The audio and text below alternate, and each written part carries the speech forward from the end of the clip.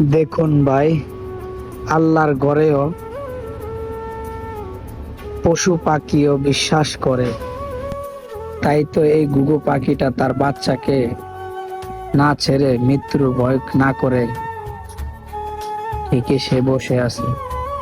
আমি যখন মক্কাতে কাজ করি তখন পাশে দেখতে পাই একটা ঘুঘু তার বাচ্চাকে নিয়ে বাসায় বসে আছে। আমি ঘুঘুটাকে কতবার নাড়াচড়া করলাম তবুও সে যায় না। তো তেমনি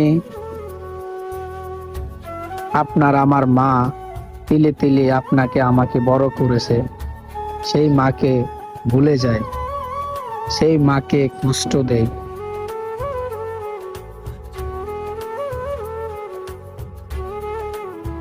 আমাদেরকে সবাইকে হায়াত দান করুক।